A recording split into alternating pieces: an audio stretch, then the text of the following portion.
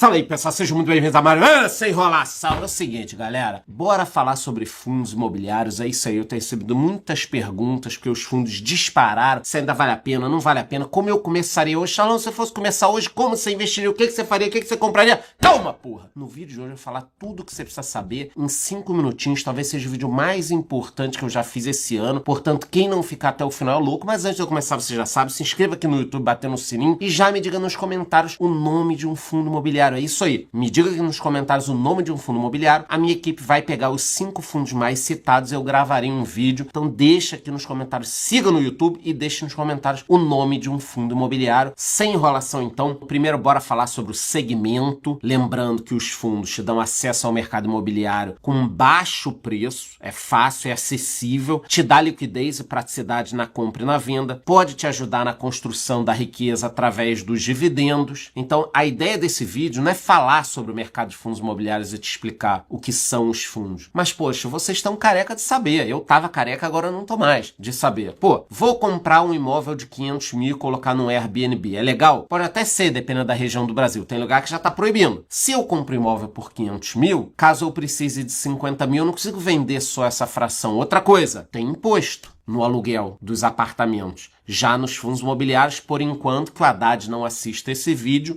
não tem impostos nos dividendos. Então, tem uma série de vantagens nos fundos imobiliários que é muito importante que a gente pontue. Só que como esse vídeo vai demorar 5 minutos, eu não vou pontuar cada coisa. Os imóveis também desafiam o tempo, desafiam o juro se valorizando. Então, para quem tem paciência, ao longo do tempo os imóveis vão se valorizando. Óbvio que depende de onde você comprar, o que você faz, quais fundos imobiliários. Isso também vale para o imóvel físico ali, para você investir. Tem que comprar numa região boa, que tem um potencial de valorização, que não tem uma cracolândia na sua portaria, senão fica complicado. Em geral, imóveis costumam ser um bom investimento para quem sabe fazer. Ah, Charlão, mas não tá nascendo gente. As pessoas não estão tendo filhos. Eu sei, eu também penso nisso. O que ocorre é que a gente vai viver mais. Então os idosos estão vivendo mais, apesar de nós termos menos crianças nascendo. E procede, o nascimento no Brasil está no menor nível em quase 50 anos. Então vocês não estão errados quando vocês falam isso. Eu também me preocupo. Outras preocupações, tá? Tem a questão da aposentadoria, tem o financiamento desse estado louco que não para de crescer. Então também é uma preocupação que está no meu radar. Não pensem que eu não me preocupo. A gente vai estar sempre falando disso aqui. Nesse Brasil, nós teremos mais idosos e menos crianças. A cara vai ser essa daqui. Eu espero que eu viva até os 150 anos e vocês também. Mas para habitação,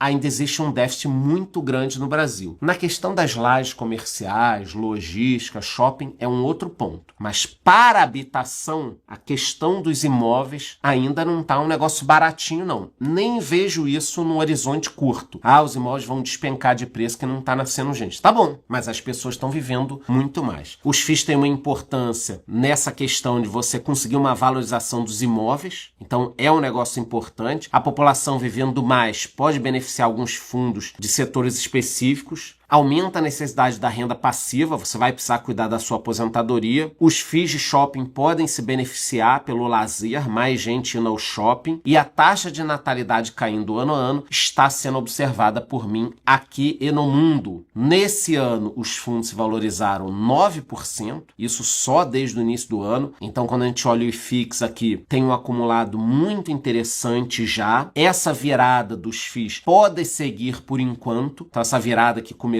esse ano, ela pode seguir. Por quê? Porque temos um cenário que a Selic pode e deve cair, precisa cair. Então a Selic caindo, os fundos imobiliários tendem a subir. Muitos fundos imobiliários ainda estão pagando de 8% a 12% ao ano, sem impostos ainda. Os piores momentos, como nós tivemos e ainda temos, costumam ser os melhores momentos para se comprar um fundo imobiliário. É uma boa opção para o longo prazo, principalmente você reinvestir os dividendos, e é um belíssimo aliado para a sua construção da renda passiva, que te gera esses dividendos que eu já falei. Você vai reinvestir, vai ter todo um cuidado, tem que prestar atenção na escolha dos fundos. Ah, Charlão, vi um fundo aqui ótimo, paga 1,5% ao mês. Ótimo por isso. E os outros critérios? Os imóveis são bons, o gestor é bom, o administrador é bom, o segmento é bom, tem perspectiva. Então, cuidado para não escolher um fundo imobiliário só pelo seu dividendo. Você quer montar uma carteirinha? Não é uma recomendação, vou mostrar aqui como eu começaria. escolher os segmentos e alguns fundos, mas você precisa estudar o fundo antes de investir. Ah, quer um fundo de logística? Quais critérios você vai escolher? Você vai pegar um fundo que tem 2 galpões e aí se der problema num dos galpões, você vai perder 50% da sua renda? Então é muito importante que vocês estudem. Eu vou mostrar aqui quais os segmentos que eu escolheria e alguns fundos. E depois, no final, eu mostro quanto você precisaria investir, quanto você já receberia se você começasse hoje. Obviamente, eu vou começar com fundo de fundos. Nesse caso, eu vou falar sobre o HFOF 11, não é uma recomendação. Ele está na carteira do meu canal há muito tempo, tem mais de 70 mil cotistas e pagou nos últimos 12 meses quase 12%. Tem uma taxa de administração que muita gente reclama. Por quê? Porque quando você investe num fundo de fundos, que é um fundo que vai investir em outros fundos, você acaba pagando uma taxa dobrada, porque o fundo investe em outros fundos, ele tem a taxa dele, mais a taxa dos fundos. Então tem gente que fala, eu não vou investir porque ele tem a taxa dobrada. Não, tudo bem, mas eu não estou preocupado com quanto eu estou pagando, eu estou preocupado com quanto eu estou ganhando. Então se a gestão for boa e fizer dinheiro, cara, tanto faz. Não quer dizer que você saia pagando taxa que nem um louco. O que eu estou justificando aqui é que eu sei que num fundo de fundo você vai ter uma taxa dobrada, porque você está pagando uma taxa para o cara investir em outros fundos. É um fundo que ganha dinheiro com 3 estratégias: renda, ganho de capital, renda e ganho. Então, o que são fundos de fundos? São fundos que investem em outros fundos. Ele vai ganhar dinheiro com o dividendo dos outros fundos, com a compra e com a venda, com a manutenção para valorização. O que você tem que olhar é que um fundo de fundo não pode ter uma concentração muito grande num fundo, a não ser que ele faça muito dinheiro com esse fundo, entenda que é um movimento interessante, mas normalmente que vocês vão ver isso daqui, ó, uma participação de no máximo aí 10, cara, 15% já é um absurdo, mas normalmente fica entre 10%. O fundo vai ter participação em vários fundos, que nem esse daqui tem. Você pode abrir também o relatório para olhar os setores. Nesse caso, ele tem aqui mobiliários, corporativo, logístico industrial, renda urbana, shopping. Então esse fundo de fundos diversifica em vários fundos. Pagou no último mês 0,94, isento de impostos ainda, e nos últimos 12 meses 11,85, e esse fundo subiu no ano 8,19%. Então o bacana dos fundos de fundos é que normalmente quando o mercado sobe, eles conseguem fazer bons negócios. E você, através de um fundo, diversifica em vários. Então, se eu fosse obrigado, Charlão, você só pode escolher um fundo imobiliário, eu pegaria um FOF, porque ele vai escolher outros fundos. Depois de ter um FOF, eu teria um fundo de shopping. É o segmento mais fácil de entender, de estudar, de pegar o relatório. É um segmento fácil e talvez o com menor risco no mercado, se você souber escolher o fundo. Então eu gosto do segmento de shopping. Nós temos o XPML, você pode escolher um outro fundo. Eu estou falando mais do segmento. Ele tem mais de 500 mil cotistas, tá barato, ou seja, ele está abaixo do seu preço justo, 0,89, e pagou nos últimos 12 meses 10,54. A carteira dele é composta com mais de 90% de imóveis, então ele vai investir em shoppings mesmo, inclusive aqui em abril conseguiu concluir a aquisição de mais uma participação no shopping Pátio Higienópolis, então ele tem bons ativos. Shoppings assim, ó, para quem está em dúvida, não conhece de fundos imobiliários, ele vai investir em shoppings mesmo. Vocês estão vendo aí alguns shoppings famosos que ele tem, e são várias participações, sendo que a maior participação é responsável por 11% da renda do fundo. Então são vários fundos responsáveis pelo faturamento do fundo. Se um desses shoppings der problema, ele tem a renda de todos os outros shoppings. Deus me livre. Caiu um avião. Pá! Você se assustou, lá caiu um avião num shopping. Deus me livre. O fundo vai continuar recebendo dos outros shoppings. Eu sei que tem seguro, tem uma série de coisas, mas por um tempo ele não vai ter a renda. E aí você tem o recebimento de outros shoppings. Eu, particularmente, depois de tudo que eu já vi no mercado, não gosto de nada que tenha poucos ativos. Que aí deu problema num ativo, você se ferrou, aconteceu naquele fundo lá com a história dos Correios, eu tô até com um vídeo para sair sobre isso. Então eu gosto de fundos de shoppings que tem mais de 10, 15 ativos para você poder ficar tranquilo. A inadimplência também costuma ser baixa no segmento de shopping, e eles têm aqui uma diversificação bacana com 75% dos shoppings no Sudeste e o resto dividido aí pelo país fora várias administradoras. No último mês pagou 0,88, livre de impostos, e nos últimos 12 meses 10,54, sendo que o fundo subiu mais de 10% no ano. Depois eu gosto muito do segmento de logística também, vou falar sobre o BRCO11, mas nesse vídeo a minha preocupação não é os fundos que eu estou falando, não é sobre isso o vídeo, essa não é a preocupação. A preocupação é como eu montaria uma carteira, pegaria um FOF, depois um fundo de shopping, depois um fundo de logística, e aí eu começaria a montar minha carteira. Nesse caso é o BRCO11 que eu vou falar, que é um fundo grande, com mais de 100 mil cotistas, uma vacância pequena, e também está abaixo do seu preço justo. Então ele está com preço de 0,92, o preço justo seria 1. Então o preço sobre o valor patrimonial dele está baixo, e ele pagou mais de 9,5 nos últimos 12 meses. É um fundo que renovou o contrato com uma locatária, é importante você olhar os relatórios dos fundos para entender esse movimento. Agora, isso aqui pode preocupar muita gente, olha só. Quando a gente olha o portfólio do fundo, quem são os locatários? A Natura, o Mercado Livre, a Whirlpool, que é dona da Consul Brastemp, o grupo GPA. Então, caso a Natura e o Mercado Livre parem de pagar, os dois pararam, vocês estão vendo aí, 19% e 15%. Eu não acho que a Natura, o Mercado Livre, a Whirlpool, o GPA, todo mundo vai parar ao mesmo tempo. Mas é importante que você tenha essa consciência. Se Natura e Mercado Livre pararem de pagar, o fundo vai para a vala por um tempo. Ele vai continuar com o imóvel, vai poder alugar para outra pessoa, para outra empresa, mas é sempre bom você olhar a concentração. 19% é quase que o limite tolerável ali para um bom inquilino, para um bom locatário. Mais do que isso, a gente já viu que pode dar problema. Como é que o fundo pode resolver isso? Comprando mais ativos. Então, se o fundo tem 19% num cliente, 15% em outro, compra mais ativos. Compra mais 1, 2, 3 galpões, você vai reduzindo esse risco, tá? Essa é uma sugestão para o fundo, mas eles entendem mais do que eu desse negócio. Um outro ponto interessante é que 34% da receita do fundo, essa receita aqui, 34%, é proveniente de um raio de 25 quilômetros da cidade de São Paulo. É um ponto importantíssimo. Então ele tem esses galpões aqui próximos a São Paulo. Já falei 1000 vezes com vocês. Qual a vantagem? Você tem lá o Mercado Livre próximo de São Paulo, a Natura próximo de São Paulo. No caso, não sei se exatamente esses são os locatários desses galpões, mas ter galpões próximos das cidades, não preciso explicar muito, que facilita, até porque quando você compra um produto, você quer receber em um dia, no mesmo dia, no dia seguinte. Aquele negócio lá da Magazine Luiza e da Casas Bahia, que por anos demoravam 7 dias úteis para entregar as coisas, não dá. Fora!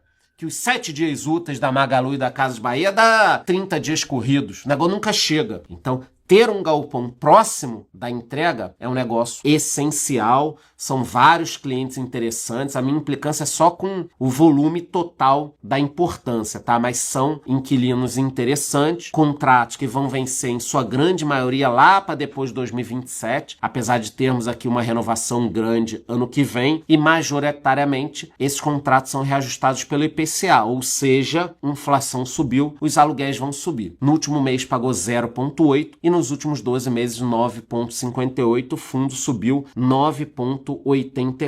Depois nós vamos para o segmento que mais apanhou nos últimos anos, lajes corporativas. Eu vou falar sobre o Vino 11. É um fundo que apanhou demais. Ele tem mais de 150 mil cotistas, uma vacância de 8%, ou seja, aqui já acende um pouco o alerta. Está muito abaixo do seu preço justo e pagou 12,2% no último ano. Ele tem 10 ativos, sendo que 76% desse portfólio está em São Paulo. O problema está aqui, ó. 46% da receita do fundo vem da Globo. Isso mesmo, da Rede Globo, ó, 46% vem da Rede Globo. Então, caso a Rede Globo pare de pagar, não sei se é o caso. A Globo, apesar de ter uma dívida alta, tem caixa, a família tem dinheiro, mas eu digo o seguinte, do momento que você é responsável por boa parte da receita de um fundo imobiliário, você não pode sentar com ele para discutir os aluguéis. Ah, mas no contrato diz que você tem que pagar, não interessa. Você tem a pressão econômica. Senta aqui, ó. Eu sou responsável por 50% da tua receita, quero renegociar. Não aceito um aumento. Ah, mas o contrato diz outra coisa. Não é assim.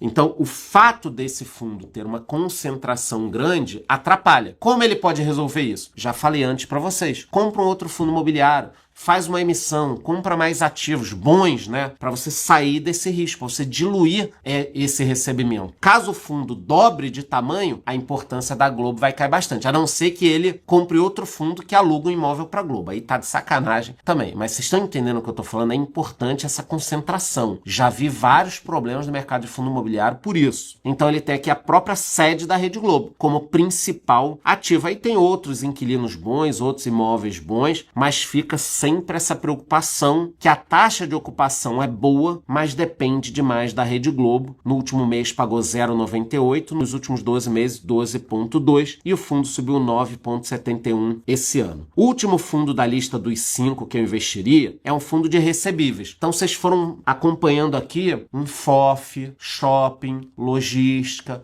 lajes comerciais, e eu teria também um de recebíveis, que são papéis, dívidas. É o fundo mais difícil de se estudar, é onde a maior parte da galera perde dinheiro, porque compra o fundo que paga um dividendo bom, e aí depois fica chorando. Eu vou falar sobre o KNCR11, é um fundo que eu tenho há bastante tempo, é um fundo gigante, mais de 400 mil cotistas, tá no seu preço justo, então fica um alerta aqui, 1,02 o preço dele, justo, ele tá no seu preço justo, e nos últimos 12 meses pagou 11,68. Conforme eu disse, é um fundo muito grande, que tem uma liquidez gigante, de mais de 10 milhões por dia. É um fundo com mais de 7 bilhões de patrimônio. Então, caso você queira investir um dinheiro muito grande, você tem que entrar e sair de fundos com muita liquidez. Esse fundo aqui, se você quiser investir 100, 200, 300 mil num dia, você não vai movimentar muito o preço dele. Vocês estão vendo aqui o gráfico, ele tem uma liquidez muito grande diária. Um outro ponto que eu gosto desse fundo é que o indexador é o CDI e não o IPCA. Então, como na maioria dos fundos ali atrelados à inflação, logística, shopping, você tem como indicador para reajuste o IPCA, nesse caso aqui você tem o CDI. Como o CDI vem subindo, nos últimos 12 anos ele pagou bem e provavelmente no próximo ano e meio, 2, vai continuar pagando muito bem, porque paga atrelado ao CDI. Vocês estão vendo aí 99,1 CDI, alocação em setor, você também pode ver escritórios, shoppings, residencial. Todas as informações que eu coloquei aqui tem no próprio relatório do fundo. No último mês ele teve um belíssimo yield, 1,11, e nos últimos 12 meses 11,67. Se você quiser olhar os ativos que ele tem dentro, os CRIs que ele tem, você pode olhar lá no relatório gerencial. Ó. Você pode ver aqui quais são os ativos, a taxa de aquisição, se está pagando, o percentual da carteira. Então, tudo isso tem no relatório do fundo, que subiu 6,46%. Então, eu falei para vocês aqui rapidinho sobre 5 segmentos e 5 fundos que eu investiria hoje, não é uma recomendação. Vou falar aqui um bônusinho rápido sobre mais um fundo. Charlão, não sei investir em fundos imobiliários, quero me aprofundar, quero entender como você mescla fundo imobiliário e Bitcoin na mesma carteira tal. Entre na minha comunidade que lá eu te ensino tudo isso.